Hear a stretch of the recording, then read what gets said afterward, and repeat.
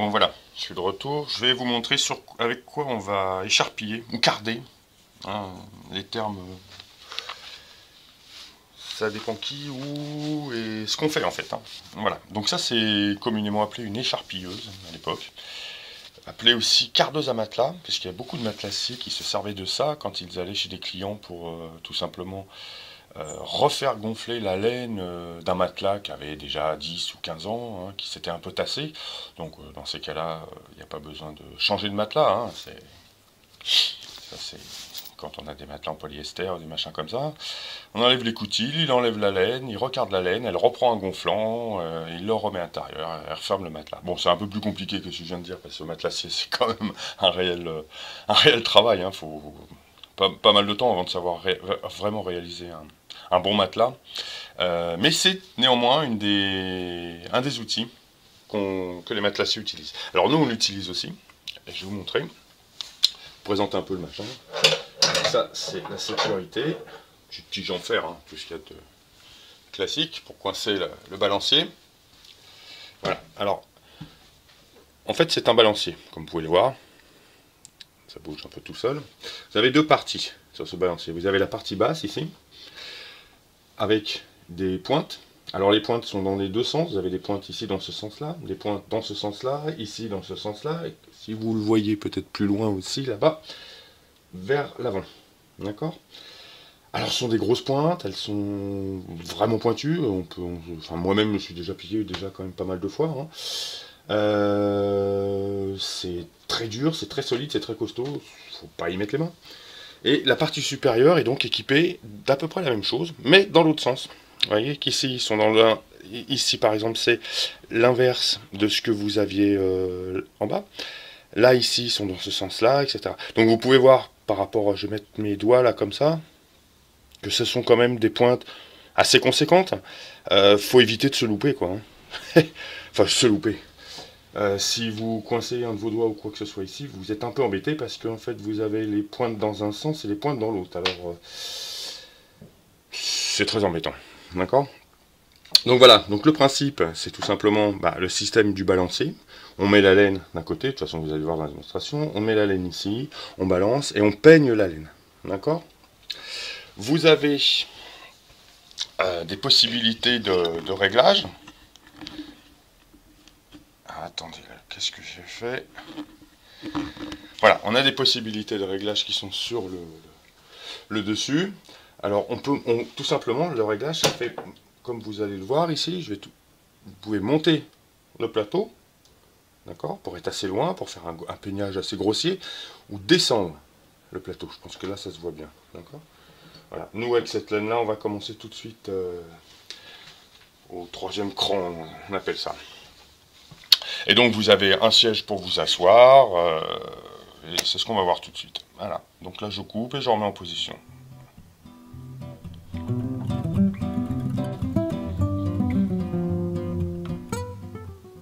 Voilà. Donc bon, on va commencer. Donc ça c'est la laine qu'on avait tout à l'heure. Hein, donc lavée, avec pas mal de choses qui restent accrochées dans les fibres. Hein. Ça c'est la laine, c'est comme ça accroche un peu tout. Puis vous avez les moutons qui sont plus ou moins aventuriers, qui vont dans les endroits, parfois ça arrête, parfois c'est moutons.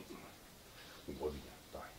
Voilà, donc on a ça. On a environ, là il y a quoi? Il y a peut-être 800 grammes de laine, quelque chose comme ça, ou 700 grammes. Oui, 700 grammes. Pas plus. Hein. D'accord? Donc on va commencer à la passer. Donc je vais m'en rapprocher un petit peu. Je vais en mettre là. Et je vais tourner la caméra dans l'autre sens. Voilà, je pense que là, comme ça va aller. Oui, ça va aller. Ok, bon, on va commencer. Donc, le réglage. On vérifie le réglage, c'est bon. On s'assoit. Alors, une des choses qui est importante, déjà, c'est lorsque vous prenez votre laine, vous n'allez pas la mettre comme ça directement dedans, parce que là, ça va bourrer, ça va s'arrêter, ça va être très très dur à passer, vous ne pourrez plus la passer, vous allez déchirer les fibres. Or, ce qu'on veut faire avec cet outil, c'est tout simplement faire un premier gros peignage, exactement à la façon de quelqu'un qui aurait qui a les cheveux longs, par exemple.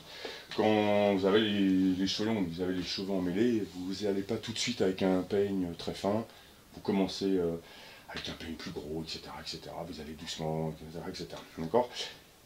La cardeuse à balancier, ça a le même but, c'est-à-dire que tout droit sorti du lavage, donc des lavages à fermentation que l'on fait nous, à l'eau froide. On ne fait pas tout à l'eau froide, on fait parfois un deuxième lavage avec du percarbonate pour certaines laines, notamment la Ouessant.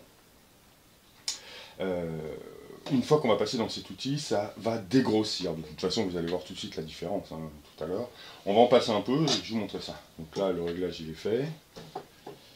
Voilà, et donc vous commencez. Comme vous pouvez le voir, voilà, je vais volontairement pas trop vite. Voilà, commencez à ramener de la matière. Et d'ailleurs, vous pouvez le voir ici, les fibres, vous commencez à les peigner en fait. Alors moi je tiens ça, j'ai vu d'autres vidéos, les gens ne tiennent pas, où ils vont tout simplement plus ou moins jeter la laine par-dessus. Alors, ben, je sais pas, chacun fait comme il veut. Moi je préfère la tenir. Alors il faut faire attention, parce que vous pouvez très bien être emmené par un nœud, une grosse bouloche ou quoi que ce soit, ça peut très bien vous emmener la main. Alors il faut vraiment bien caler votre main, d'accord? Moi je vous dis ça, hein. Faites comme vous voulez. Donc comme vous pouvez le voir, regardez, vous voyez, déjà là, les mèches, elles sont déjà, on commence déjà à pouvoir avoir un petit peu la longueur, vous voyez? Mais toutes les saletés, elles y sont encore. Au lavage, ça s'en va pas, ça se dissout pas. Hein. Surtout le lavage par fermentation à l'eau froide comme nous faisons. Ça peut pas se dissoudre. Hein. Puis même avec du percarbonate, ça se dissout pas non plus. D'accord? Donc voilà, vous peignez, en faisant bien sûr toujours gaffe à votre main. Alors ces outils là, ces écharpilleuses ou cardeuses à matelas, comme vous voulez, ou cardeuses à balancieux, peu importe. On arrive à en trouver encore. Hein. Celle-ci, on l'a achetée évidemment d'occasion. On n'a pas une œuvre parce qu'elle a un peu plus de 100 ans. Elle est de 1910, quelque chose comme ça. Ça se voit de la façon dont c'est assemblé hein, d'ailleurs. Vous en trouvez encore. Il y en a plus ou moins en bon état. Hein. Alors bon, faites attention à ce que vous achetez. Et vous avez des entreprises sur le web qui commencent à refabriquer ce genre d'outils. Bah, c'est pratique, c'est sympathique, parce que du coup, bah, vous vous retrouvez à carder sans aucune énergie. Hein. Là, la seule énergie que vous utilisez, c'est vous, quoi. C'est la vôtre. Hein. Il n'y a pas d'électricité, il n'y a pas de gaz, il n'y a rien, en fait. Donc voilà, vous allez pouvoir trouver ça assez facilement. Enfin, les anciennes comme ça, c'est facilement, en vraiment bon état. C'est pas évident, hein. Vous allez sûrement être obligé de refaire certaines choses dessus, les tiges filetées, choses comme ça, les écrous qui sont assez anciens, les vis qui sont des vis aussi assez anciennes. Vis qui a 100 ans, qui cassent, bon, c'est pas un défaut de fabrication, hein, c'est un peu normal quand même. Voilà, donc vous continuez, vous peignez, tout ce que vous avez à peigner, faites votre retard. Hein. Voilà, donc oui, donc nous on fait du travail un petit peu comme de personnes, hein, ce qu'ils nous demandent. On fait des nappes spécifiques. Hein. Par exemple, là, j'avais choisi cette toison parce qu'elle était très belle. La tonte, c'était une belle tonte. Il y a des bouloches, hein, forcément. Il y avait pas mal de saleté même dedans, encore, etc. Enfin, c'est normal. C'est des moutons, c'est pas des chats ou des chiens d'appartement. Hein. C'est des moutons en plein air, hein, parce que nous, on travaille avec des éleveurs du coin. Donc les moutons sont 365 jours sur 365 dehors. Hein. Ceux-là, c'est des moutons de la Bleu du Maine. D'ailleurs, ils viennent de Annette, à côté de Houdon, là où on habite. Sur une île, ils sont sur une île. 2 îles en fait. 2 îles. L'île du Bernardo et l'île de... je sais plus quoi, au milieu de la Loire. C'est très sympa. C'est très très sympa, c'est là-bas qu'on va les tondre. Donc voilà, ça c'est l'élevage de Guillaume. Les brebis mutines. Je mettrai l'adresse de son Facebook sur le... On l'a sur le site et sur notre Facebook, mais sur la vidéo aussi, après, sur YouTube quand je partage. Donc voilà, vous faites votre travail comme ça, continuez donc. Alors, je vais pas, vous inquiétez pas, je vais pas vous faire toute la toison. Hein. Lâchez la grappe avant. C'est un peu pour vous montrer, puis vous parler un petit peu en même temps des produits qu'on fait. Alors ça, c'est des nappes à façon qu'on va faire pour quelqu'un qui nous a demandé tout simplement 30% de bleu du Maine, de façon à avoir des fibres longues. Et la bleu du Maine a des capacités et des caractéristiques, je ne connais pas vraiment les termes exacts, de chaleur, calorifique, je pense qu'on doit pouvoir dire ça comme ça, assez énorme, parce que les fibres sont plutôt grosses, très longues, plutôt longues, donc ça retient beaucoup l'air, et donc ça crée une isolation. On va mélanger ça avec 10% de laine de Ouessant, mouton de Ouessant. C'est l'espèce de mouton la plus petite. Alors d'ailleurs, pour vous situer un petit peu la laine blanche comme ça, des bleus du Maine, enfin d'ailleurs elle n'est pas blanche, elle est beige très très claire, sont des moutons qui peuvent atteindre 80 kg. Hein. C'est pas des petits moutons quand même, hein. C'est quand même des grosses brebis, des gros moutons. Hein. Par rapport aux Ouessants qui eux sont les plus petits moutons, pratiquement les plus petits moutons de la planète, c'est très différent. Donc voilà, 30% pour les nappes de bleu du Maine, 10% de Ouessant, et on va rajouter 10% d'alpaga marron pour accentuer le côté gris. Parce qu'en fait, rajouter du marron à du blanc, comme ça vous donne pas du tout un marron, du moins, il y a une illusion d'optique, ça vous donne pas du marron très clair, ça vous donne du gris, une sorte de gris chiné, très très joli. Je crois que j'ai une nappe là comme ça dans le coin, là-bas peut-être, et c'est très joli, voilà. Donc ça doit être pour faire une partie d'un pull, puisque dans l'autre partie c'est de la bleu du Maine toute seule. Voilà, donc on peut mélanger du pourcentage comme ça pour faire des nappes. On peut s'adapter un petit peu. Alors, vous l'avez vu, vous le voyez sur le site, hein, de toute façon, on n'a pas du tout une production industrielle. Moi, je travaille avec Bouclette, mais je l'aide en fait, enfin je fais d'autres choses, je fais surtout de l'internet à dire. Mais je fais du cardage, je fais de l'écharpillage, je fais du bricolage, des choses comme ça. Je suis un peu le manœuvre en fait. De laine des bouclettes. Voilà. Je fais pas ça toute la journée. Voilà. Donc à partir de là, voilà, nous on fait des nappes. Vous avez des gens qui nous demandent des fils, du fil en simple rotor, en double rotor. Là je suis moins calé par contre, parce que j'en fais pas du rouet. Donc double rotor, triple rotor, même du quadruple rotor. Alors c'est pour faire du tricot, hein, évidemment. Ou pas, je sais pas. Ah ouais, ce que je vous disais. Là, vous avez vite fait, là, par exemple, d'être emmené. Hein. Faut vraiment faire gaffe. En profiter un petit peu pour emmener ça. Et vous avez des personnes qui veulent des nappes, la belle nappe, on va dire, mais sans toutefois être de la nappe qui va être dédiée au rouet. Qui veulent de la belle nappe. De la nappe, tout simplement. Pour ensuite faire du feutrage. Le feutrage au savon, un petit peu comme pour faire les gribouilles et les fox là, que je vous ai montré, là, les peluches, les trois guignols, là, qui avaient sur au début de la vidéo. D'accord. Donc voilà ce que l'on fait. Alors on utilise beaucoup cette écharpilleuse, parce que moi déjà j'aime bien faire ça.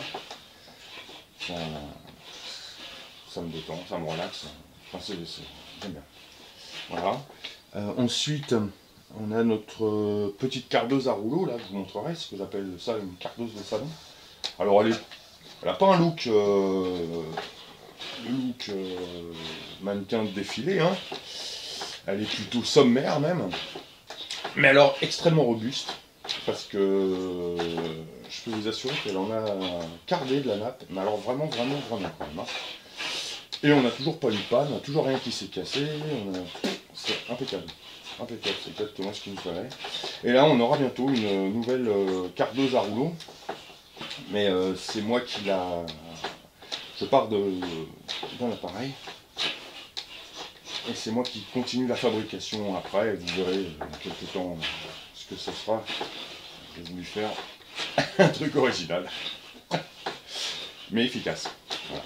Simple et efficace. Voilà pour l'activité. Alors, vous pouvez laisser des commentaires hein, sur les sites, les Facebook et compagnie. Sur YouTube, j'ouvrirai le truc à commentaires aussi, là. Donc sur YouTube en général, pour trouver le truc à commentaires. Alors, voyez comme ça, comme les mèches, elles sortent. Hein. C'est magnifique, hein. Même avec des grosses pointes comme ça, grosses machines comme ça, vous voyez déjà qu'on commence à faire un beau produit.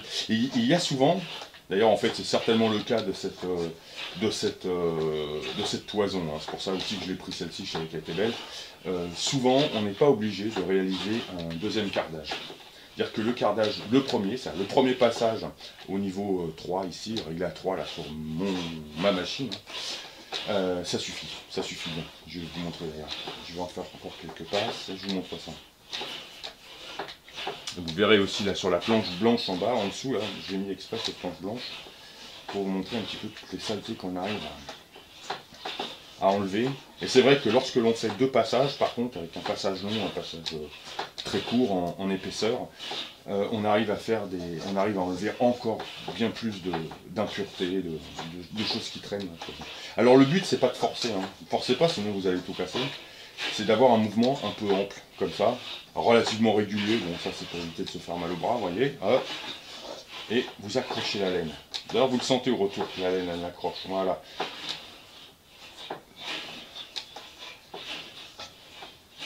Vous pouvez, bien évidemment, quand on a l'habitude, on peut aller beaucoup plus vite, on peut mettre beaucoup plus de laine au passage, mais là pour la vidéo, bon, ça paraissait normal. En plus, je suis en train de vous parler, je ne dois quand même pas faire de bêtises. C'est quand même mes doigts qui sont devant. Donc voilà. Alors je vais m'arrêter là, et je vais aller chercher. Je vais finir ce petit bout là, et je vais aller chercher ce qu'on vient de faire en fait là. Le premier passage. Pour vous montrer un petit peu que le premier coup de peigne déjà il n'est pas si mal. Donc vous voyez, je vous disais, hein, c'est vraiment du peigne. Ça peigne et ça contre-peigne. Systématiquement vous avez l'inverse des clous. Les clous qui sont dans ce sens là ici sont dans le sens inverse sur la partie supérieure. Donc vous peignez, vous contre-peignez. Et là-bas, hop, ça éjecte. Bon allez, je vais aller chercher un peu pour vous montrer.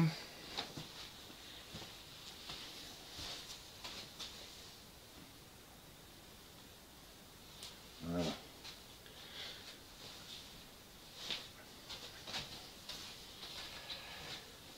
Donc voilà ce qu'on récolte, si je puis dire, une fois qu'on a fait un premier passage. Voilà. Je vais vous montrer ça par rapport à ce qu'on avait avant. Alors que la différence elle est quand même... J'espère que je me positionne bien devant la caméra parce qu'en fait je vois pas grand chose là. Donc voilà la différence. Hein. Alors vous voyez, il reste quand même pas mal d'impuretés. Ouais. On regarde de près, là, il reste quand même pas mal de petites saletés à l'intérieur. Enfin, on est loin de cet emmêlage. Hein. Ça, on dirait plutôt de ce qu'on appelle des dreadlocks. Hein. Ça, c'est des cheveux un peu emmêlés, mais pas plus. D'accord? Donc voilà ce qu'on obtient. Alors, normalement, alors là, vous voyez, comme vous pouvez le voir, on a de la bouloche, on a des choses comme ça. Tout ça, ça part au deuxième cardage avec la cardeuse à rouleau. Tout ça, ça devrait s'en aller. Il reste parfois des bouloches, mais jamais aussi grosses que ça. Elles sont toutes petites. Voilà, il reste parfois des impuretés, deuxième cardage. Bon, c'est... Voilà, là vous avez par exemple des... Alors ça, c'est typique. Je sais pas si on le voit bien, mais c'est une ronce. Voilà. Donc ça, vous en avez toujours un sacré paquet. Ça dépend des moutons, hein. Il y en a certains qui sont aventuriers, d'autres non, pas trop. Bon, bah, les aventuriers, forcément, ils sont pleins de chardon, ils sont pleins de choses, plein de bestioles aussi. Hein. Là, à la tonte, c'est toujours très amusant. Alors, oui, parce qu'on assiste à la tonte aussi. Hein. On tient en fait à... On est là, pour la plupart des tontes, on est là, donc on est là de la tonte jusqu'au produit fini en fait, hein, jusqu'au produit complètement fini. Alors là, je vais changer un peu la hauteur, je vais baisser un petit peu, voilà. Et je vais repasser une deuxième fois. Bon, je vous avouerai que c'est superflu, c'est vraiment pas nécessaire, la toison était vraiment très très belle. Voilà, voilà, alors déjà, vous voyez, on le sent, ça c'est l'ancienne laine qu'il y avait dessus, qui n'a donc pas encore été peignée, même sans remettre de laine, vous avez vu, d'un seul coup, hop, c'est beaucoup plus dur. Alors, je vais évacuer celle-ci. Voilà, allez, on va peigner. Hop là, il en reste un bout. Voilà. Hop, ce que je vous disais tout à l'heure. Hein. Ça en mettait trop, ça accroche. Et là, en plus, je risquais d'allumer les fibres. Et c'est pas le but, hein. C'est pas le but. Hein. De toute façon, il faut savoir un truc. Moi, j'ai essayé de défeutrer, on va dire, des toisons, essentiellement d'ouessant, des flancs d'ouessant ou des parties basses, des pattes. Qui était déjà un peu feutré, même avec ce genre de machine qui paraît quand même une machine un peu grosse pour les gros travaux, vous défeutrez pas, c'est pas la peine. Il y a d'autres façons de défeutrer de la laine, pas toujours hyper efficaces, mais il y en a d'autres. Donc vous voyez, alors là, quand vous regardez bien, là vous commencez à faire de la mèche encore plus longue. Hein. Hop, vous voyez, ça s'entend le bruit de toute façon. Alors faut pas aller vite, faut pas. Sauf si vous êtes pressé, sauf si vous voulez faire du rendement, des machins, enfin c'est faire du rendement, il vaut mieux vous acheter autre chose. Ça c'est vraiment pour faire un travail artisanal. Hein. Vous êtes constamment en contact. Avec ce type de produit, des produits manuels comme ça, vous êtes constamment en contact avec la laine. Vous voyez ce que vous faites. Là, vous avez une impureté, vous pouvez l'enlever. Vous êtes constamment à toucher de la laine. Vous n'êtes pas piqué. Donc, ouais, vous voyez, ça fait des... On va commencer à pouvoir faire de la mèche vraiment, vraiment longue. Là, ça sert à rien, en fait. Hein. Le deuxième cardage là, que je fais, là, avec ça, ça sert pas à grand-chose parce que la cloison était déjà très belle. Une belle tonte, une belle coupe, le lavage apparemment s'était bien passé parce que il reste de la siontine, la lanoline en fait qui fait partie de la siontine, et tout le soin lui par contre on sent une légère, ça glisse un peu, ce qui fait qu'au filage c'est très agréable en fait, mais c'est pas gras comme avec le soin, je me suis piqué en fait, ça y est, c'est ce que je vous disais tout à l'heure, faut faire gaffe. Donc c'est pas gras comme quand on a les toisons, hein, parce que là quand vous avez les toisons, enfin pour ceux d'entre vous qui ont déjà eu des toisons fraîches, on va dire, c'est sûr que c'est autre chose. Donc voilà, là c'est un peu superflu ce que je fais, c'est même, ça sert même à rien en fait. Mais au moins, c'est pour vous montrer qu'effectivement, vous l'entendez certainement même au bruit, on peut peigner encore plus. Vous pouvez faire 2 passages, 3 passages, après c'est une question de temps, après c'est une question de ce que vous voulez faire. Il est certain que moi, quand Bouclette me dit qu'il lui faut des nappes pour faire du feutrage, pour faire des peluches, hein, ou d'autres choses en feutré, hein, le feutrage, ça ne nécessite pas d'avoir des nappes cardées impeccables, comme on veut parfois pour faire du fil ou des choses comme ça. C'est sûr que si c'est pour faire du fil, les gens, les personnes qui nous demandent ça préfèrent nettement le fil sans bouloche. Bien que, en fait, on nous a demandé parfois, ça nous est arrivé, des personnes que l'on connaît, hein, des fileuses que l'on connaît, ils nous dit mais les nappes, pas forcément trop parfaites, parce qu'avec un petit peu de bouloche dedans, léger, hein, attention, quand je parle de bouloche, je parle pas de machin comme ça, d'accord, ça ce sont des mèches. Hein. Il est vrai qu'au filage, on obtient des choses avec un petit peu d'irrégularité, et donc au tricotage, ça fait beaucoup plus, plus naturel, plus artisanal, ça fait vraiment, ça fait du fait main, hein, tout simplement, hein, contrairement à des choses un peu plus industrielles, quoi, qui sont d'aspect plus parfait, bien que j'ai vu que même les trucs industriels, maintenant ils s'amusent à rajouter des bouloches dans certains types de laine et tout, j'espère que c'est vrai. Je retrouverai les liens de vidéo, c'est très marrant. Tout ça pour montrer ce qui était plus vrai. Donc voilà, là on a fait le deuxième passage. Alors je vais vous montrer, je vais aller chercher ce deuxième passage et un premier passage à côté. Pour vous montrer. Donc ça c'est du deuxième. Ça c'est du premier. Voilà. Alors, allez voir qu'il n'y a pas de différence. Ou pratiquement pas. Pratiquement pas. Enfin moi j'en vois pour ainsi dire pas. Je pense que vous n'en verrez pas non plus. Mais quand on tire un peu comme ça, on s'aperçoit qu'effectivement il y a peut-être un peu moins de bouloche que là. Vous voyez ça. Voilà. Mais enfin, là, c'est vraiment, ça servirait vraiment à rien. Une toison comme celle-ci ne servirait à rien d'en faire deux, vraiment. Selon ce que vous voulez en faire. Elle va être ensuite passée 2 fois à la cardeuse à rouleau, avec des mélanges Ouessant et Alpaga. C'est vraiment pas utile. C'est vraiment pas utile. Le fil que la personne qui va la passer au rouet va obtenir, ce sera un fil très très beau. Hein. Il n'y aura pas d'impureté, ni de saleté, ni quoi que ce soit. Puis l'avantage de passer au rouet, c'est que vous êtes dessus. Hein. Vous pouvez les...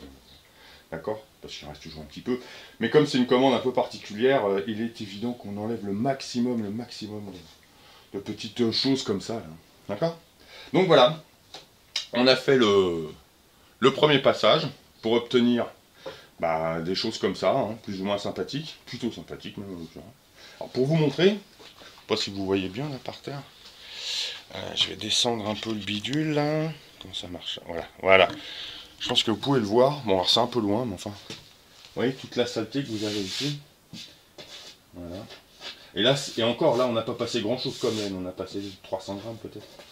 Voilà. Donc ça, c'est de la poussière, c'est des brindilles, c'est tout ce qu'on veut. Voilà, c'est de la saleté.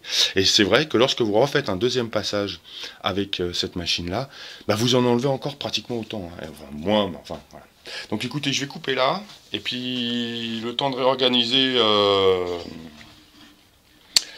tout mon barda là, je vous retrouve devant la petite cardeuse de salon à rouleau, et puis on va faire une nappe. Hein, on va mélanger des nappes, on va montrer. Ça, vous aurez vu une petite partie, au moins la moitié de ce que Bouclette elle fait. Allez, à tout à l'heure.